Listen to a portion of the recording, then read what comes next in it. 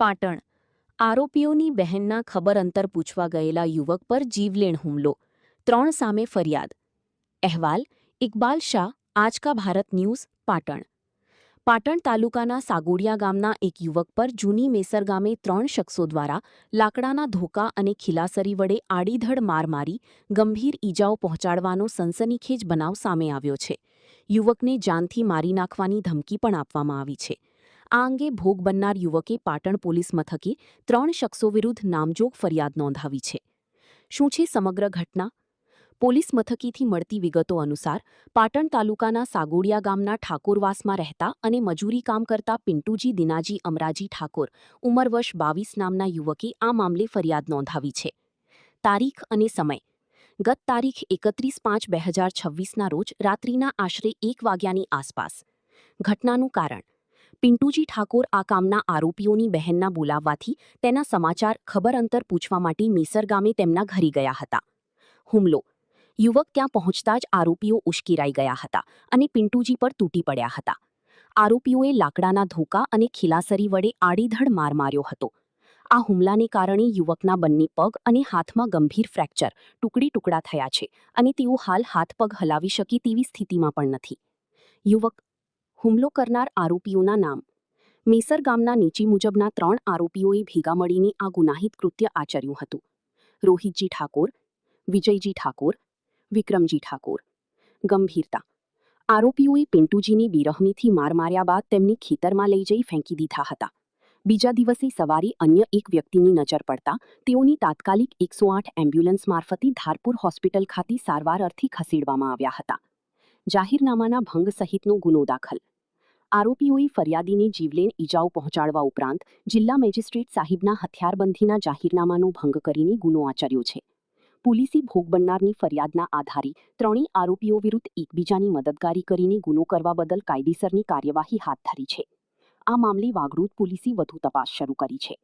વધુ માહિતી અને લાઈવ અપડેટ્સ માટે જોતા રહો આજ કા ભારત ન્યૂઝ.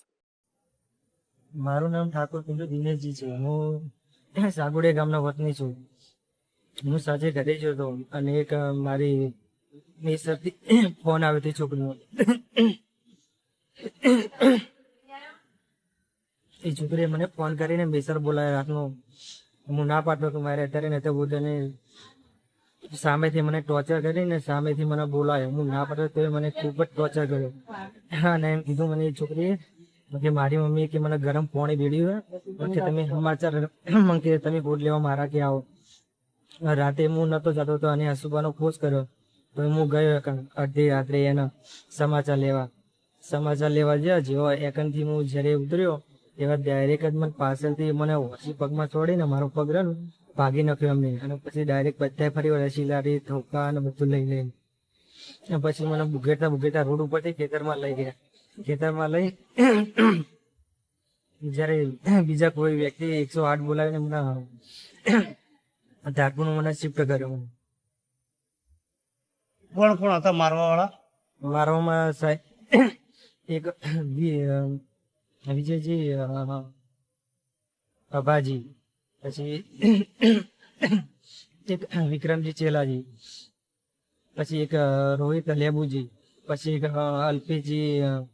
એક અલ્પેશજી, એક દિનેશજી, અને એમ ટોટલ કરીને સાહેબ બધા 15 જણા હતા. અને 15 જેવો હું એકનથી આવ્યો ને એવો ડાયરેક્ટ મને ફરી વાળા.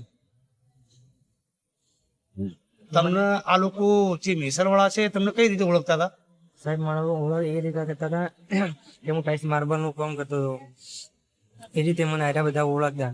અને છોકરી અંગસ મારું ખબર પૂછાયેલું હતું પણ એમાં મેં ટોર્ચર કરીને ના બધી રીતે પડાવરાઈ. તમારે સગું નક્કી કરવાનું હતું? હા, અમારે સગું નક્કી કરવાનું હતું. પછી એ લોકોએ ના પાડી? હા, પછી એ લોકોએ સાહેબ ના પાડી નાખી. મેં માગું લઈને તો જ્યાં હતા સાહેબ. તો તમને તેઓ કેમ શા માટે બોલાયા હતા? તેઓ એ છોકરીને મમ્મીએ એને ગરમ રાતે પાણી વેડી દીધું કે મારા સમાચાર લેવા એટલા માટે હું ગયો હતો. સર